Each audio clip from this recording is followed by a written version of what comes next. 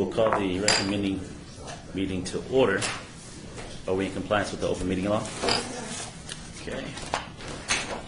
Then we'll move to the first line item of business.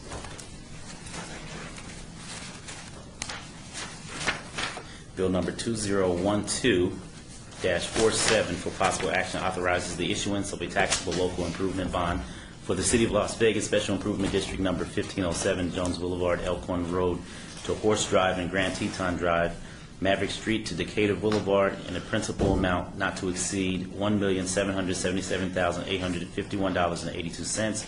And this is proposed by Candace Fall, the Director of Finance. Staff? This is some SIDs are financed through bonds, and this is a standard issuance of bond ordinance. And the amount not to exceed, you'll see there. Everything's in order. We have finance here, different financial questions, and public works, technical questions about the SID. Okay. Is there anyone from the public wishing to speak to this item? If so, please come forward and state your name for the record. Seeing none, Councilman? I move for approval. All in favor? Aye. Aye. So moved. Bill number 2012-47 will be eligible for adoption at the October 3rd City Council meeting.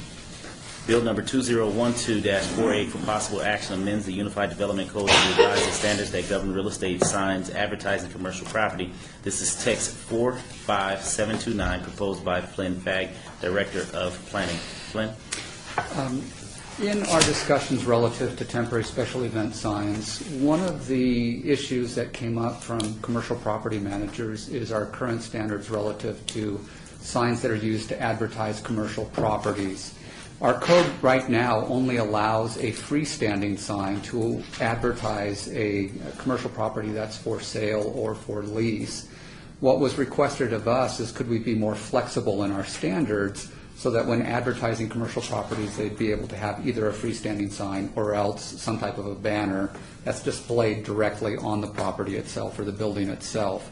And so what we're proposing to do today is to change the standards for commercial real estate signs to allow the freestanding sign, not changing the size or the display period for that, but to allow banner signs to be used to display commercial properties that are for sale or for lease with a size area, and then also to bump up the maximum area from 32 square feet to 40 square feet to make it more compatible with the standard size signs that they use for those properties.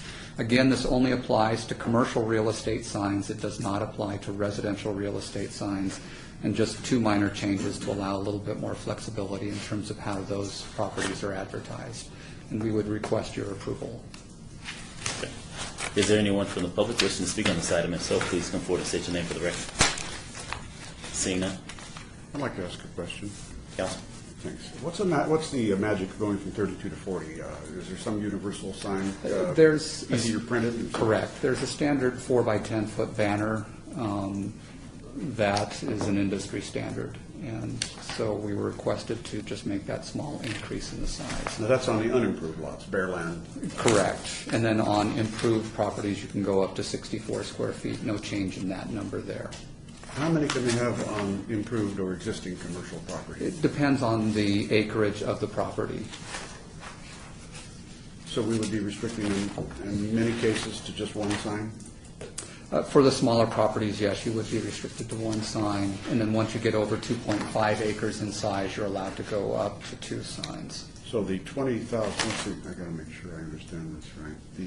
And all the dimensions include the parking lots, and if it's a strip mall, all yardage, all square yardage. Yes, the total square footage of the property or area of the property. Hasn't been a problem for me. Go ahead. Sorry with me. I don't know. Okay. I'll entertain a motion. Councilman? Motion approved. Okay. All in favor? Aye. Aye. So moved. We're now down to citizens' participation. Anyone wishing to speak on the citizens' participation may come forward to state your name for the record. Seeing none? Councilman? Move for adjournment.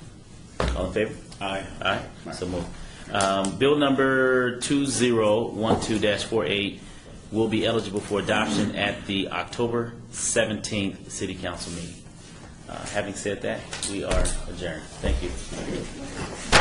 You didn't get the dress code, no?